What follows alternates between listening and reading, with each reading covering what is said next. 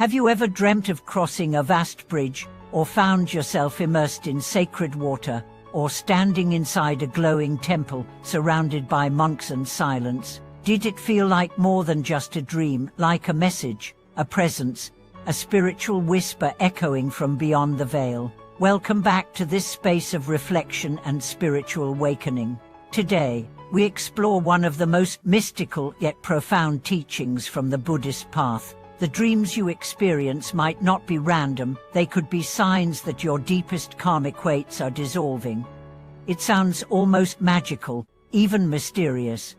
But the ancient sutras, as well as generations of realized masters, have emphasized the importance of dreams not as superstition, but as reflections of the deepest layers of our consciousness. In particular, when we begin to purify heavy karmic debt through sincere practice, dreams often become the first canvas where transformation is revealed.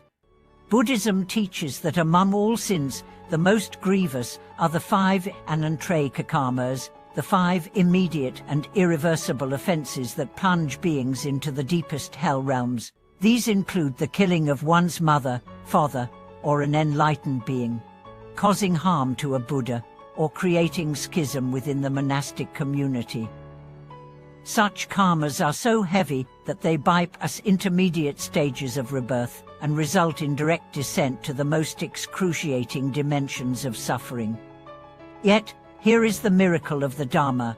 Even such burdens can begin to be transformed not through denial, not through rituals, but through genuine repentance, consistent practice, and deep inner change. And when these shifts occur, the first clues may come through dreams. One of the most common symbols is the dream of crossing a river, a bridge, or being carried across a stream of flowing water. Water in Buddhist symbolism represents karmic cleansing. To cross water is to move from the world of defilement to the realm of clarity, especially when the water is calm, luminous, or sweet-smelling. The message is unmistakable, something within is being released. A woman once shared her recurring dream of walking across a crystal bridge surrounded by gold and lotuses. She had spent months reciting sutras and doing repentance prostrations. Before that, her life had been filled with guilt over past harm. After the third appearance of the dream, her anxiety began to dissolve. She said it wasn't just relief, it was liberation. Another profound dream often reported by practitioners involves rain-heavy, purifying rain that soaks the body, or bathing in cool, cleansing waters. These are not ordinary dreams. They reflect purification in action. Just as soap washes away physical dirt, the spiritual disciplines wash away karmic residue. These dream waters represent the Dharma flowing through the subconscious mind. Then there are temple dreams. The seeker finds themselves entering a majestic hall, bowing before Buddhas, or sitting silently among monks. These are deeply auspicious. They often appear after a practitioner has made a vow, intensified their practice, or reached a threshold of internal transformation. Such dreams suggest readiness, acceptance, a signal from deeper dimensions that the gates of awakening are opening. A man once had a vivid dream of standing inside a golden temple where a monk silently pointed at a scroll. Upon waking, he was drawn to open a sutra he had never read before and found the passage he saw in his dream. That passage became his guiding light. Another deeply symbolic dream is that of eating clean, sweet fruits, especially when picked directly from trees or given by luminous figures. In Buddhist imagery, fruit represents karmic results. To taste sweet fruit in a dream, especially after repentance or charity, is to taste the beginning of merit's return.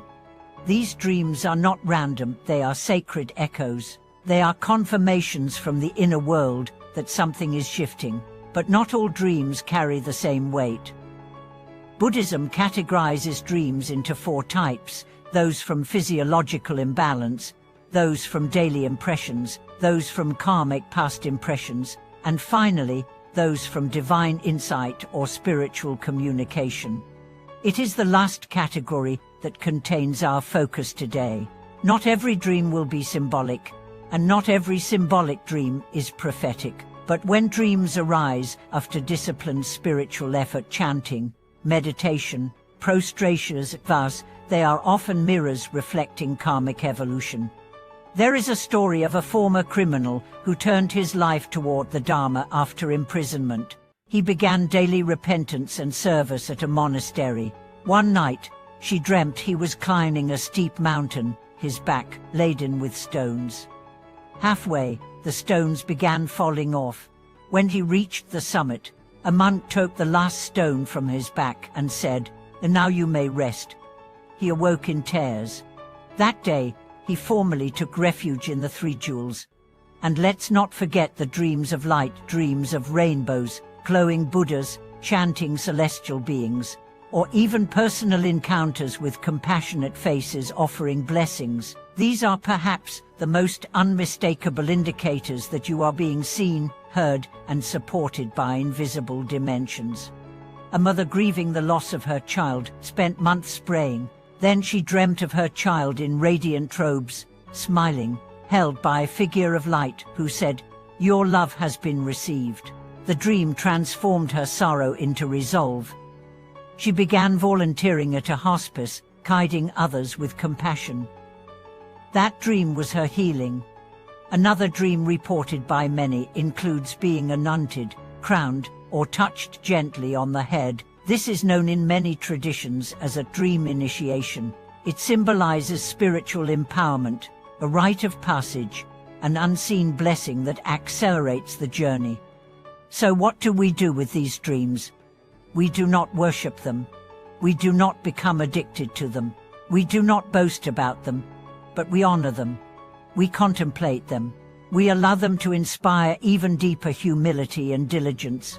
If you've had such dreams, whether recently or long ago, reflect on what they followed. Was it a period of repentance? A time of grief? A season of awakening? Let those dreams serve as spiritual mile markers, reminders of progress and unseen grace. And if you haven't had such dreams, do not despair. The absence of signs does not mean the absence of movement. Sometimes the deepest transformations occur in silence, in stillness, in the spaces between sleep and thought. What matters most is your heart, your sincerity, your consistency. The dreams are gifts, but the daily practice is the path. Keep chanting, keep serving, keep returning to your deepest self. Let the dreams come or not come, let the signs appear or remain hidden. But never stop walking, because perhaps, even now, somewhere in a realm beyond form, a lotus is blooming in your name. Thank you for watching this video. If you've ever had a dream that felt more than a dream, we'd love to hear it. Share your experience in the comments. If you found this message meaningful, please subscribe, like, and help us continue exploring the sacred connections between practice, karma, and awakening.